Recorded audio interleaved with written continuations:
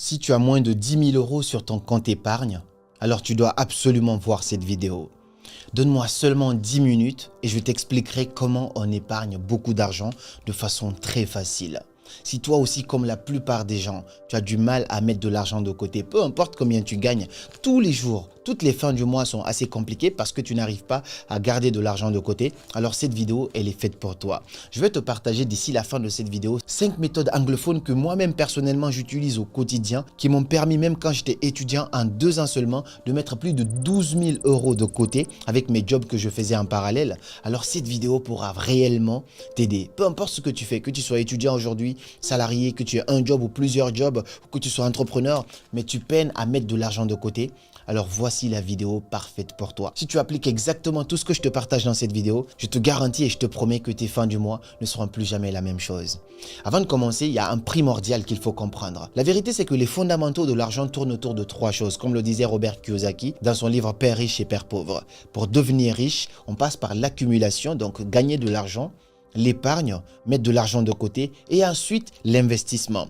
Beaucoup de gens, même moi je te dis ici dans des vidéos, ne mets pas de l'argent de côté en banque uniquement, ne garde pas tout ton argent à la banque. Oui, tu n'es pas obligé de garder tout ton argent, mais tu dois maîtriser l'épargne parce que sans ce point-là, tu ne pourras jamais t'enrichir. Dans cette vidéo, donc, on va voir les fondamentaux. Les piliers de l'enrichissement, quand on parle d'accumulation, d'épargne et d'investissement, forcément, il faut rentrer de l'argent pour pouvoir épargner de l'argent. Et ensuite, quand on épargne, on pourra investir. Mais si tu n'as pas d'épargne, tu ne peux pas investir. Et si tu n'as pas d'argent, tu ne peux pas épargner non plus. Donc, forcément, ces 3 vont ensemble. Quand il s'agit de faire rentrer de l'argent, chacun a son choix. Il y en a qui choisissent le salariat, il y en a qui choisissent plusieurs jobs, il y en a qui choisissent l'entrepreneuriat ou d'autres font autre chose. Moi, en ce qui me concerne, j'ai choisi d'entreprendre. Depuis plus de 8 ans maintenant, je suis dans l'entrepreneuriat. Et au cours de cela, il y a quelques années, il y a 2 ans, j'ai décidé de passer en société. Je suis passé de auto-entrepreneur à société. Pour cela, il fallait que je dépose mon capital de départ et que j'ai une banque professionnelle. Sauf que là, j'ai eu beaucoup de difficultés parce que les banques classiques, ce qu'on me proposait, les frais étaient assez chers. Parfois, on me disait plus de 37 euros par mois de frais de gestion de mon compte. Ça, c'est juste les frais.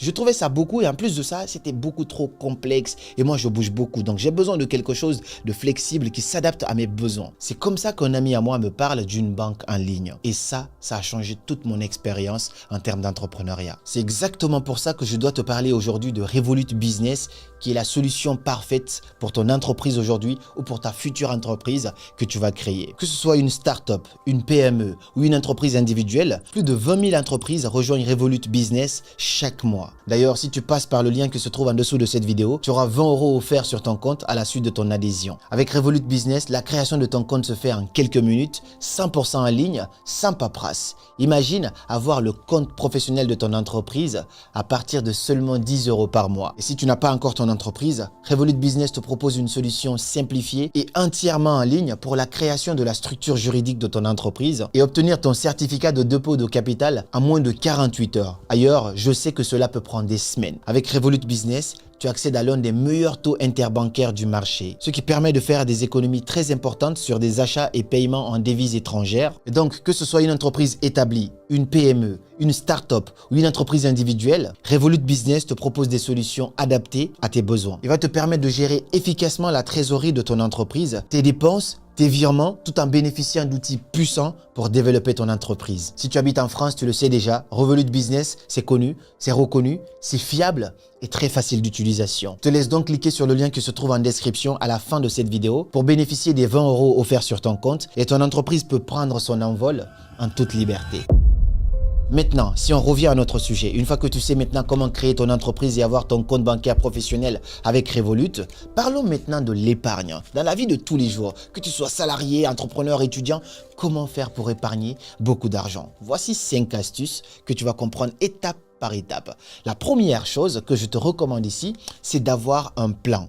C'est-à-dire, on n'épargne pas juste comme ça parce qu'on veut épargner. Il faut qu'on ait une quantité d'argent qu'on veut épargner et à quelle date. Tu ne peux pas avoir ce que tu veux si tu ne sais pas ce que tu veux. Ça, c'est la première partie développement personnel avant même de rentrer dans les conseils finance. Si tu veux mettre de l'argent de côté, à chaque fois que je mets de l'argent de côté, il faut que j'ai quelque chose en tête. Est-ce que c'est pour investir dans quoi? Dans combien de temps tu veux avoir combien? Lorsque tu es dans ça, même si parfois tu as envie de dépenser XY, tu penseras toujours à l'atteinte de ton objectif et au deadline deadline que tu t'es fixé par rapport à cela et cela va te permettre de te priver de certaines choses inutiles aujourd'hui pour mettre de l'argent de côté. Ça, c'était vraiment le petit conseil. On n'est même pas encore dans les 5 astuces.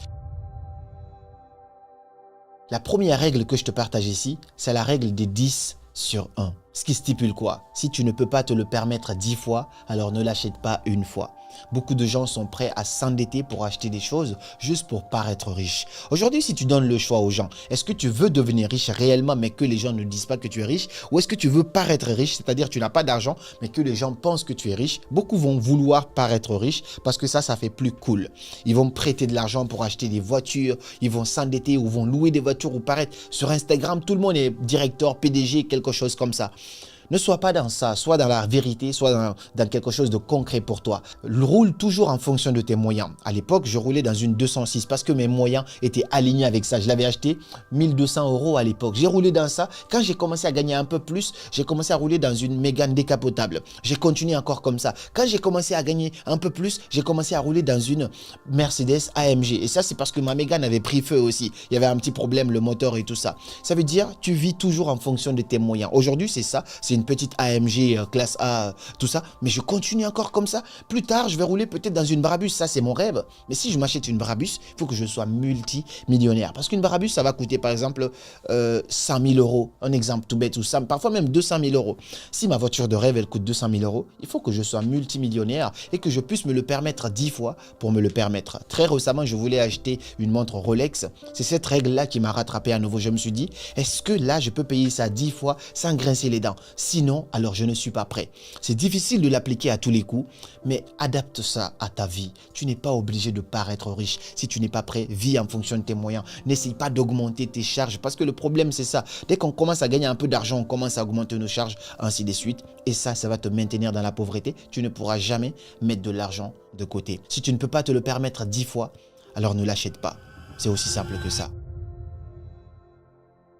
La deuxième règle que je te partage ici sur l'argent, pour vraiment mettre beaucoup d'argent de côté, plus on évolue dans les règles, plus ça devient très important. Cette deuxième règle ici, c'est que tu dois apprendre à budgétiser tes dépenses. Il faut faire un budget. Il faut voir, prends le temps pendant un mois. Tu notes toutes tes dépenses. Combien d'argent je paye pour le loyer, combien je paye pour ça. Une fois que tu prends, tu mets tout ça de côté et tu vois combien tu as comme dépenses mensuelles. Une fois que tu feras ça, tu vas maintenant te dire quelles sont les dépenses qui ne sont pas importantes ici. Par exemple, tu as Netflix, tu as Amazon Prime, tu as, je sais pas, Canal Plus et tout ça. Qu'est-ce qui n'est pas primordial ici? Tu as Deezer, tu as YouTube. Tu enlèves les paiements inutiles, tu supprimes ça, ça te fait déjà une économie. Si ton appartement est beaucoup trop cher pour toi, tu gagnes 1000 €. Là, on a 1000 €. Si la moitié de ça doit aller dans ton appartement, alors change d'appartement. Ce n'est pas le temps pour toi. Non, ça ne peut pas marcher comme ça. Il faut toujours vivre aligné en fonction de certaines choses. La moitié de ton argent ne doit pas aller forcément dans ton loyer, quelque chose comme ça. Si par exemple, un exemple tout bête, tu roules en voiture pour aller travailler, mais ça te prend du carburant, de l'assurance, et que tu sais que tu peux faire une alternative, aller en bus, ou peut-être tout simplement aller en trottinette, achète une trottinette, fais le calcul et vois qu'est-ce que ça peut te permettre d'économiser. Je te dis ça parce que très récemment, moi j'avais déjà mes charges personnelles. Je vis dans mon appartement qui est assez grand, où je paye déjà, j'aime pas le mot cher, mais c'est quand même très élevé par rapport aux appartements dans la moyenne là-bas. Ce qui se passe après, c'est que je prends encore mon bureau. Quand je prends le bureau, là, mes charges augmentent encore x2. Et là, on prend le tableau avec mon associé, on commence à écrire toutes les charges que je dois avoir. Waouh, mon cœur, il commence à battre. C'est ça tes charges? C'est ça que tu vas avoir à payer chaque mois. Le cœur, il commence à battre. À ce moment-là, deux choix. J'ai agi sur les deux en plus. Soit je réduis considérablement mes charges, donc je dis ok, ça j'enlève, ou soit je décide encore d'augmenter mes revenus en appuyant encore sur d'autres points et en étant déterminé d'une certaine manière. Lorsque tu budgétises, lorsque tu dis exactement voici combien je gagne, voici combien je dépense chaque mois, ça peut te déprimer parce que ça va te faire ouvrir les yeux sur des conneries que tu faisais financièrement, mais en même temps ça peut être une vraie source de motivation. Fais ça et élimine toutes les petites choses qui ne sont pas assez importantes. Café tous les jours, cigarettes, si tu élimines tout ça, peut-être ça va te faire gagner beaucoup d'argent en parallèle. Ça, c'est la deuxième chose. La troisième règle, selon moi, c'est la plus pertinente de toutes les règles que tu vas voir dans cette vidéo. C'est que tu dois apprendre à te payer en premier avec la règle des 50, 30, 20. 50, 30, 20, C'est une règle primordiale pour moi. 50-30-20, ça veut dire quoi? Généralement, les gens, quand ils vont recevoir leur salaire, donc ça, c'est leur salaire. Si je commence à faire des calculs ici, ils vont d'abord commencer à payer le loyer. Donc ça va être le loyer. Ils vont ensuite commencer à payer toutes les charges qui vont partir avec. Ils vont payer les restos, machin. Et à la fin du mois, il va leur rester juste ça. Parfois même, il ne reste plus rien. Parfois, ils sont à découvert parce qu'ils n'apprennent pas à se payer en premier. D'abord, nous, on a fait d'abord le budget. On sait combien tu dois dépenser en moyenne chaque mois. Donc là, ça te permet de encore mieux budgétiser et de te payer en premier. Ça veut dire, dès que je reçois, je donne un exemple toujours avec 1000 euros parce que c'est plus rond, c'est plus facile. Si je reçois mes 1000 euros, je sais que les 50% peuvent gérer toutes mes charges. Ça veut dire quoi? Ma voiture, l'assurance va sortir là, mon loyer va sortir là, ainsi de suite, tous les tralala qui vont aller dedans. Ça, c'est 50%. Ça veut dire, c'est la moitié. On va supposer que ça, c'est la moitié. Bon, je rajoute un peu, c'est ça. D'accord? Maintenant, le reste des 50% là, je vais d'abord aussi décider dans ma tête, avant même de sortir ça, je décide d'abord combien je dois me payer, c'est-à-dire je vire ce montant-là sur mon compte épargne. Parce que je sais que peu importe comment je dépense, voici mes dépenses dans le mois, c'est 500 euros, c'est un exemple. Avant même de payer mon loyer et tout ça, je prends d'abord 30% de cet argent-là, je vire sur mon compte épargne. Pour la plupart des gens, c'est 20%. Non, 30%. Il y en a même, c'est 10%. Pour moi, c'est ridicule parce que tu ne vas pas t'en sortir avec ça. Je prends 30%, je mets sur le côté. Et quand je mets ça sur un compte épargne, un livret A que j'ai ouvert à côté de mon compte ou sinon une deuxième carte bancaire, moi j'en ai plusieurs, c'est assez important. Donc tu prends ça, tu mets de côté et maintenant tu vas payer le loyer, tu vas payer les charges, ainsi de suite, tu vas payer la nourriture, remplir le frigo. Maintenant il y a forcément un petit 20% qui est là que tu vas mettre de côté pour les divertissements. Si jamais tes amis te demandent de sortir une fois par mois au resto, ça tu acceptes, ainsi de suite. Mais si à la fin du mois, tu n'as pas eu ces dépenses-là, ça aussi tu vas le prendre, tu le ramènes encore sur la partie épargne qui sera là. Donc je prendrai ce que je n'ai pas dépensé ici et je le rajouterai ici. S'il m'est resté 50, je le prends, je le rajoute sur mon compte épargne. Le mois peut encore recommencer. Chaque entrée d'argent, je fais comme ça. Donc les 50%, c'est pour gérer toutes mes dépenses dedans, mon loyer, la nourriture, le transport et tout ça. 30%, je me vire ça sur mon compte épargne chaque mois. Obligatoire, c'est la première chose que je fais avant même de payer le loyer, quoi que ce soit qui va avec. Et ensuite, enfin, les 20%, je mets ça de côté au cas où s'il y a une urgence, si j'ai envie de me faire plaisir, si j'ai envie de voyager, ça peut être un peu la petite économie de côté pour pouvoir me faire plaisir. Mais si à la fin, il n'y a pas eu ça, je prends encore et je mets encore sur mon compte épargne. Comme ça, plus tard, tu as envie d'investir, tu as suffisamment de fonds. Tu as envie de, de voyager, tu as suffisamment de fonds pour pouvoir te permettre. Et surtout, pour des cas d'urgence, ça aussi, tu as suffisamment de fonds pour pouvoir subvenir à ces besoins-là. Ta mère, ton frère, un enfant, quelqu'un est malade, tu peux prendre un peu dans ton épargne, pouvoir subvenir à ça sans avoir à prêter, à demander à quelqu'un de te prêter. Ça fait combien de temps que je suis dans ce pays, mais je ne me rappelle pas, c'est jamais arrivé une seule fois et que je demande à quelqu'un, prête-moi ça, parce que j'ai toujours su gérer à ma manière. Je n'ai jamais, au début, je ne gagnais pas énormément d'argent, mais avec le peu que je gagnais, j'arrivais toujours à gérer ça. Même avec 300 euros, j'avais toujours une facilité de gérer cet argent-là et de vivre en fonction de mes moyens. Ça, c'est la troisième règle, la règle des 50, 30, 20. 50% tes dépenses, toutes tes dépenses, 30% ton épargne, 20% au cas où, les divertissements et tout ça. Si ça ne marche pas là-bas, les 20%, tu les ramènes encore les 50%. Ton épargne doit être ta priorité. Et après, on parlera d'investissement. La quatrième règle ici, c'est la règle des crédits. Ça veut dire quoi? Tu évites les crédits à 100%. Sauf si c'est pour investir. Les crédits de consommation, jamais de ma vie, j'ai accepté ça. Mon téléphone, 1400 euros, si je peux me le permettre, je me le permets, j'achète directement. Mais je ne prends pas de téléphone à crédit. Je ne prends pas de caméra à crédit. Je ne prends absolument rien à crédit. Soit je suis prêt à me le payer, je le paye, soit je ne le paye pas. Parce que les crédits te ralentissent chaque mois. Il y a de l'argent qui sort et chaque crédit est avec des pourcentages et des bénéfices. Je préfère gérer mon argent comme ça efficacement. Je n'ai pas à me dire, ah lui, il va me prélever ça ici, lui, il va me prélever. Non.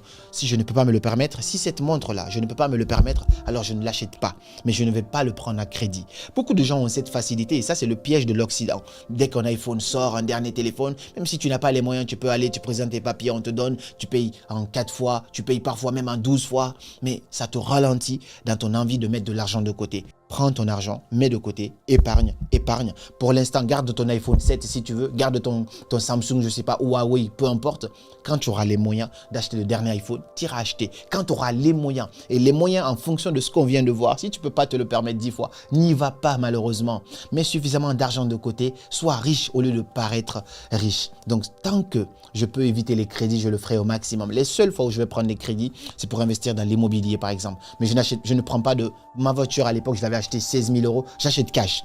Soit je suis prêt, soit je ne suis pas prêt. Je viens, je fais un virement, on prend ma voiture. Ainsi de suite, je continue. Au fur et à mesure, comme ça, c'est exactement comme ça que j'ai fait dans tout ce que j'ai fait. Toutes mes voitures, je les ai achetées cash à l'époque. Mon téléphone cash, mon ordinateur cash, les lumières, tout ce qui est là, c'est cash. Si je ne peux pas, je ne rentre pas dedans. Évitez les crédits, vivez en fonction de vos moyens et vous épargnerez beaucoup d'argent. Ça, c'est une règle primordiale que tout le monde devrait incarner ici. Prendre des crédits seulement d'investissement, mais pas de consommation.